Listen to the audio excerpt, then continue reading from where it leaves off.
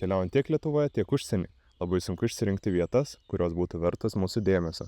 Dažniausiai sprendimą padarome, pasikliaudami pažįstamų patarimais arba internete rastais įvertinimais. Tačiau kas geriau pažįsta mūsų lankomą vietą, jei ne ten gyvenantys žmonės? Norėdamas išsiaiškinti, kurgi verta apsilankyti Kaune, šiandien apklausiu vietinius žmonės, užduodamas jiems 3 klausimus. Kur turėtų apsilankyti kiekvienas miesto svečias?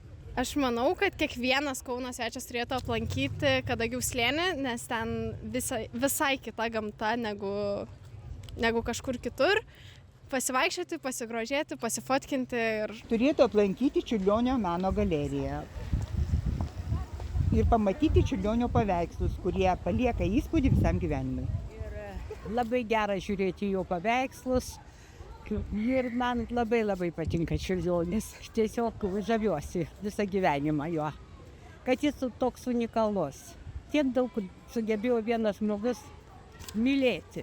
Būtų Ramybės parką, labai faina, draugiška, ten visi tik draugiški, visi žmonės kauniečiai. Praeiti visą Laisvės alėją ir perėti į Senamiestį. Labai gerą ratuką tokį padaryti, tarkim pasistatot mašiną Akropolyje ir tiesiog palei Nemuną, gražiai savo pasivaikštote, nueinate iki Kauno pilies. Jeigu į Kauną atvyksta žmonės paskutinį mėnesio sekmadienį, tai labai rekomenduočiau nueiti į Kaune esančius muziejus. Ir istoriniai yra visokie muziejai, ir kultūriniai, ir meno visokios parodos. Tai tikrai, kur galima ir susipažinti su Kaunu, iš tikrųjų gal taip truputėlį juokingai skamba, bet ir ta pati Kauno pilis mums visiems žinoma, matoma, bet tiesiog nueiti ten į vidų, susipažinti su visa Kauno istorija yra tikrai labai prasminga ir naudinga kiekvienam Kauno miesto svečiui.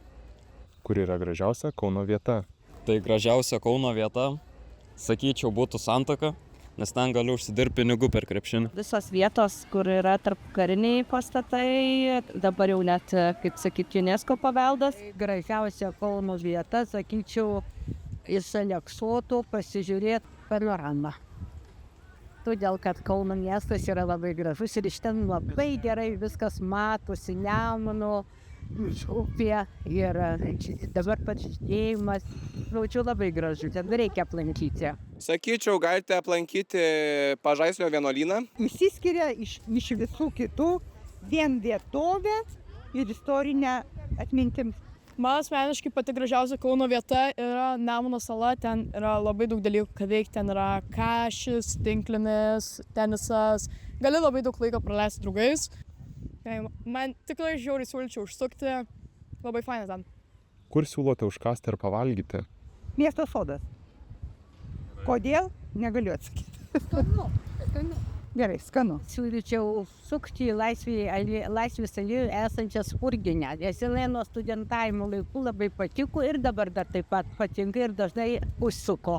Ir malonu prisiminti, kad aš čia daug metų lankausi. Nes visos Spurgytės primena labai gerą vaikystę. Ne už kalnų, nuogas. Ir taip pat užsukti į čeburekinę prie stoties, nes ten patys skaniausi čeburekai. Tikiuosi šiandien sutikti žmonės padėjo tau geriau pažinti Kauną. Na, o šis video tai buvo ne gimtadienio dovana jam.